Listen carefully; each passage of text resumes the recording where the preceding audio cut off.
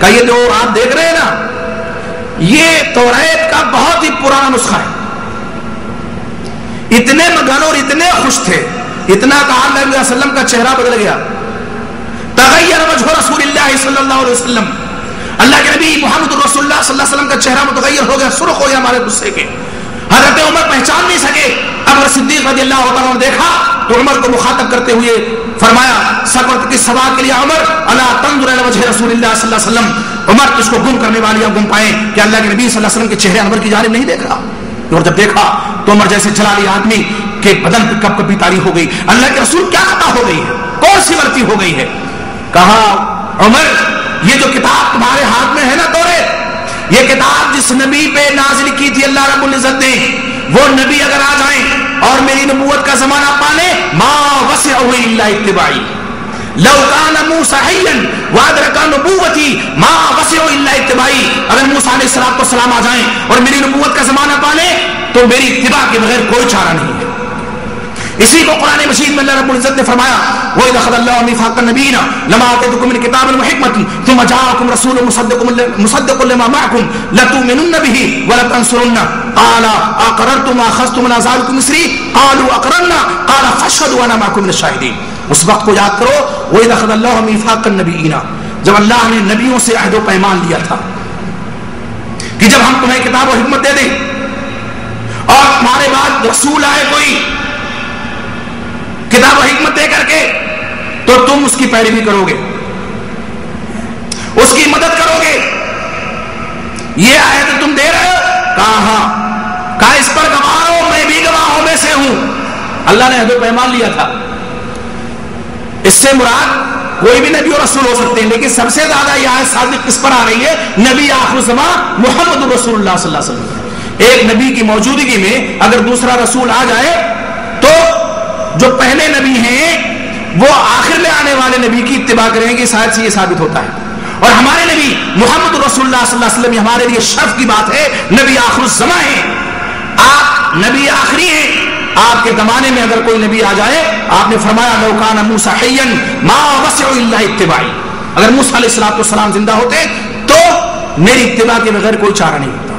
عیسیٰ علیہ السلام بھی جب آئیں گے تو وہ بھی آپ ہی کی پیروی کریں گے, وہ بھی نماز نبی پڑھیں گے, نماز حنفی نہیں, نبی بھی نماز پڑھیں گے.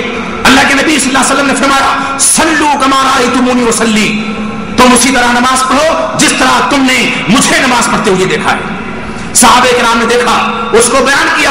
آج حدیث میں ہم پڑھ رہے ہیں, حدیث میں ہم پڑھ رہے ہیں کہ اللہ کے نبی صلی اللہ علیہ وسلم کی نماز کیسی تھی, کس طرح نماز پڑھتے تھے آپ. آج نماز کے تعلق سے کہا جاتا ہے کہ یہ رفع الیدین منسوخ ہے. پہلے لوگ بت رکھ کر کے لاتے تھے تو آپ نے ہاتھ اٹھوایا. درزی بقیہ میں ایک نوجوان ہے تو اللہ نے اس کو صحیح عقیدے کا حامل بنا دیا ہے. کہا ہمیں تو آپ کی ہر بات اچھی لگتی ہے, لیکن آپ لوگ جو نماز پڑھتے ہیں اس میں جو ہاتھ اٹھاتے ہیں یہ کھٹکتا ہے مجھے. نوجوان صاحب نے کہا کیوں آخر؟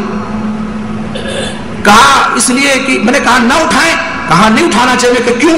کہا اس لیے کہ پہلے لوگ بت رکھ کر کے لاتے تھے. یہ سبق پڑھایا گیا ہے.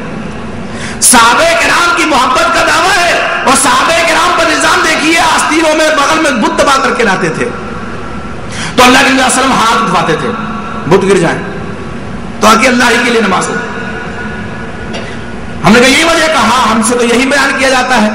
ہم نے کہا بیٹا سنو, سب سے پہلی بات تو یہ ہے کہ یہ کوئی حدیث نہیں ہے, اور دوسری بات یہ صحابہ کرام پہ یہ الزام ہے کہ وہ اپنے بغل میں بت دبا کر کے لاتے تھے. آتے تھے اللہ کی عبادت کے لیے مسجد نبوی میں تو بت لاتے تھے. دوسری بات سنو, رفع الیدین پہلی مرتبہ سبھی اس کے قائل ہیں تکبیر تحریمہ کے وقت, اور ہم تو صرف کان کی لو تک اٹھاتے ہیں, یہ انگلی ہماری جاتی ہے بیچ والی, اور تم لوگ تو ایسے اٹھاتے ہو. اگر بغل میں بت رکھنا ہی بچے ہوتا تو پہلے رفع الیدین کو آپ منع کرتے تو گر گئے. یہی نہ کرو.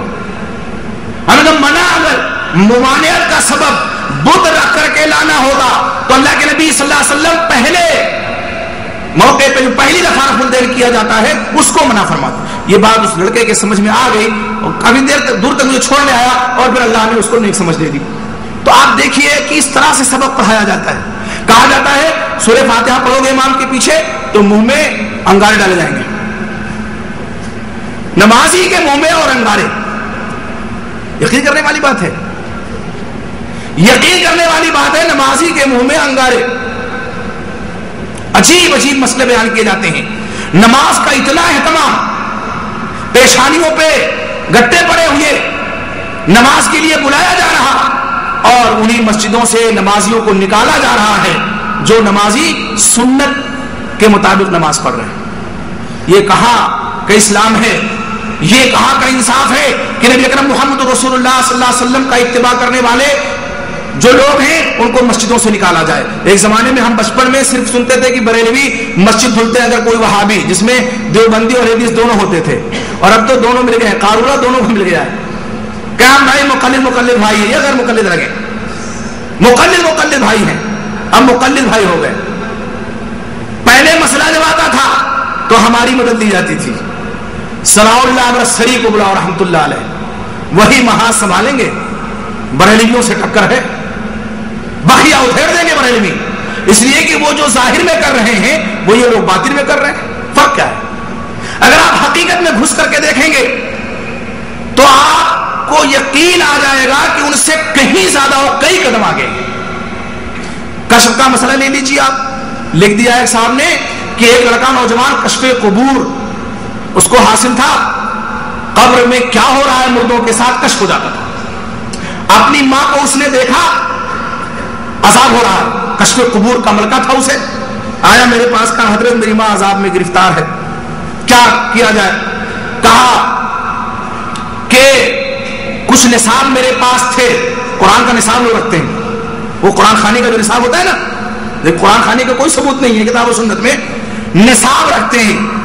کوئی جاہل کہے کہ ماں کی وفات ہو گئی, باپ کی وفات ہو گئی, قرآن خوانی کرانا چاہتے ہیں حضرت, تو کیا کہا جاتا ہے؟ دیکھو ایسا ہے, اتنا نصاب میرے پاس ہے لیکن فلاں سے وعدہ کیا ہوا تھا میں نے, اب تم آگے ہو پہلے تو تم کو اتنا دے دیتے ہیں. اسٹارٹ کر لیا ہے, اور وہ اسٹارٹ کیا قرآن پڑھ کے کیا ہے؟ نہیں. اللہ علیہ وسلم کا جو فرمان ہے نا کہ سورہ اخلاص قل اللہ احد تعدل ثلث القرآن, 1/3 قرآن کے برابر ہے, تو 3 دفعہ قل اللہ کے لیے 1 قرآن. اس طرح نصاب تیار کیا جاتا ہے. تو کہا کہ میں نے دل ہی دل میں اس کی والدہ کو ایک نصاب بخش دیا, دل ہی دل میں. وہ لڑکا جو کشف قبور کا ماہر ہے, اس کو یہ پتا تو چل گیا والدہ کو عذاب ہو رہا ہے, اور حضرت نے جو دل ہی دل میں بخش دیا اس کا پتا اس کو نہیں چل سکا. یہ کیسا کشف ہے؟ یہ کیسا کشف ہے؟ تو کشف قبور کا اور کشف احوال کا یہ سارا عقیدہ اور یہ ساری خباثتیں اور یہ ساری غلاظتیں آج موجود ہیں. تو ایک زمانہ تھا مدد دی جاتی تھی ہم سے, اور ایک زمانہ ہے دونوں ایک ہو گئے. اسٹیج پہ ہمارے مقابل میں یہ ایسے ہیں اور یہ ایسے ہیں اور یہ غیر مقلد ہیں. ایک صاحب وہاں پل غلام حسین پہ کشمیری محلے کے پاس ہمارے عظیم بھائی ہیں, ہماری جمعیت اہل حدیث کے خازن ہیں, یہاں پہ ہیں, یہ جانتے ہیں ہمارا درس ہوتا تھا قرآن کا. 3-4 تبلیغی جماعت سے وابستہ اہل حدیث ہو گئے, بڑی کھلبلی مچی لوگوں میں, اور کہا یہ مولوی جو آتا ہے اس کی آمد عثمان بھائی کے یہاں بند کرو.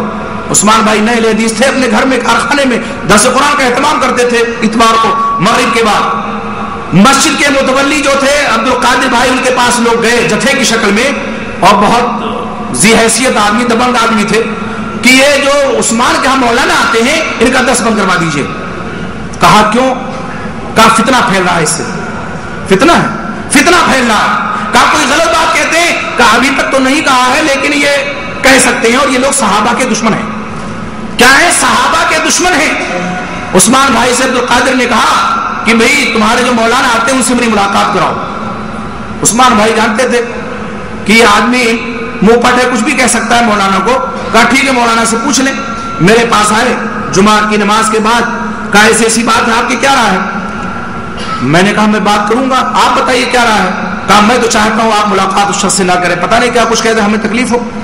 ہمیں کہا نہیں, میں چاہتا ہوں کہ میں بات کروں, اور میرے منہ سے نکلا ہو سکتا اللہ تعالیٰ اس شخص کو حضرت عمر رضی اللہ عنہ کے ثابت کرتے وہ مان جائے, اگرچہ ہمارا مخالف ہے. ہم نے کہا آپ اپنی دکان بلائیے, 15-20 منٹ بات کریں گے, دیکھتے ہیں کیا کہتے ہیں. آئے وہ, اللہ کی شان دیکھیے, صحابہ کرام ہی کا ذکر چل پڑا, اور ہم لوگوں کا جو عقیدہ ہے صحابہ کرام کے تعلق سے وہ میں نے قرآن حدیث کی روشنی میں بیان کرنا شروع کر دیا کہ آپ نے فرمایا لا تسبوا اصحابی فوالذی